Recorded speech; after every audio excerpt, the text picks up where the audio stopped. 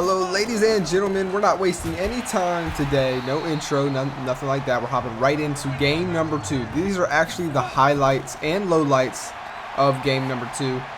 This is a 7-game series, so the first team to win 4 wins the series, and the whole team gets a little bit of a boost. As you can see there, Keiser kind of getting shut down. There's that inaccurate pass by Jamie Bell.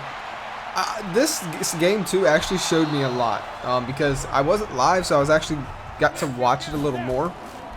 And there's definitely some players that stood out big time, and some that didn't. Donnie Watson is one of them. This guy, he's looking like the best running back in the draft. You know, I do want to state one thing, guys. This showcase series is not the only thing that's getting looked at, but also your college career highlights and play in the NCAA Sub Road to Glory series, which is this series. Obviously, you know why we're on here, because the game broke.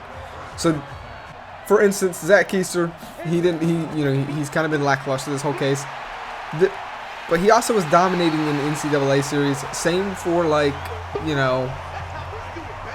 Jamie Bell, I guess. I don't know if he's a good. There's Jonathan Cothins, by the way, just getting a huge first sack. He's going to continue. We're going to continue to see him a lot, but just basically, I just know that this isn't the only thing that's getting looked at. So if you do have a bad series here, if you had a good run on NCAA, then your overall's not going to be too bad. But for Keister, and other higher, like Daniel Zimmer, I believe Caleb Goins, the higher overall players, it's going to be harder to keep that overall if you don't perform well in this series here. And so far, I think Daniel Zimmer's the only one who's performed at his overall level. I mean, this man, let me see, I think he finished with 9 tackles in game 1, something like that. So we'll see what he does here today. But overall, I think the biggest thing for the players that's going to help your overall get boosted for Madden 23 is winning the series as a whole. But look at this one play by Jordan Gregory. The deep ball down the field, triple man coverage, gets hit midair and holds on to the ball. That's what you want to see, man. That's what players want to see. And then look at this guy taking off. Wow, the speed. Who is that, actually? I think that is Ryan Hatcher. Butterminer connecting with Ryan Hatcher. But, yeah, overall, let's say you have a bad performance personally, but your team wins this series, you're still going to get a boost, like a 3+ overall total for each player. So, you want to win this series. Now, look at this. That's horrible by Daniel Zimmer. I believe Daniel Zimmer you're about to get off the field. And it is Daniel Zimmer holding him, pulling him back, pass interference, give him a first down. Not looking good. And Team 2, which is Denver, on the scoreboard, if they win here today, they'll go up by 2 in the series. So they're trying to lock in that +3 overall boost for everyone on the team. As you can see there, Keiser I haven't seen Keiser get manhandled like this. It's very rare. Honestly, never really seen it. There's Jake Turcotte, though, manhandling, throwing him around. And then another wild throw by Jamie Bell. I wanted to put those in there because, he's just struggling. And that's going to tank his draft stock. He's got to get that under control there. As Donnie Watson just continues to show that he is currently he's the best. Look at Butterminer stepping up into the pocket. That was the most impressive pass all day, in my opinion. The big boy.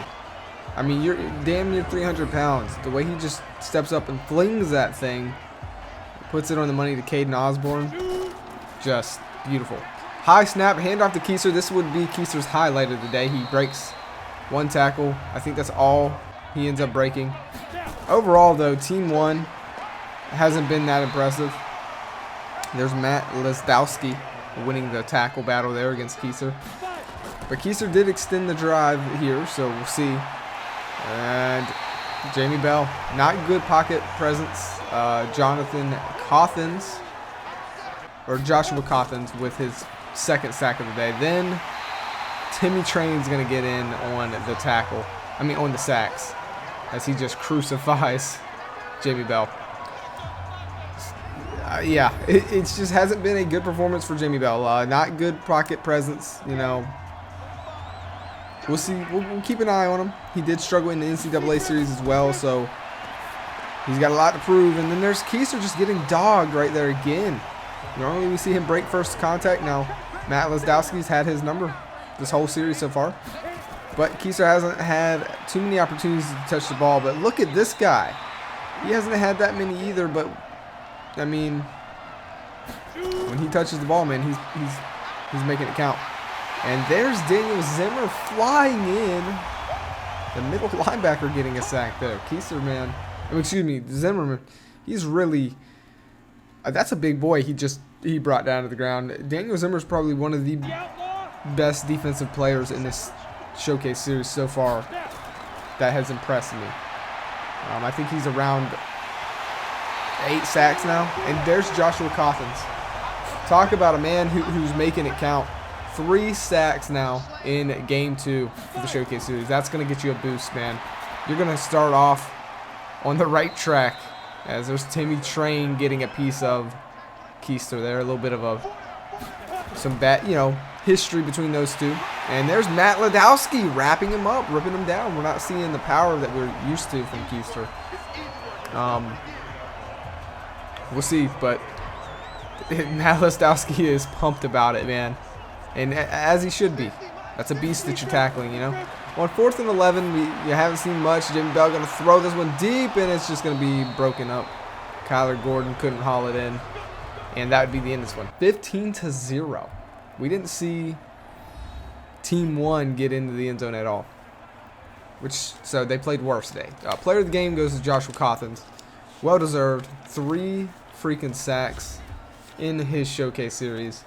And Team 2 goes up in the series by 2 as they try to get closer to just, you know, taking control and locking in that 3+ overall for all the players. So game 1 we've seen 20-24, now 0-15. So not looking good for Team 1 and all those players on there.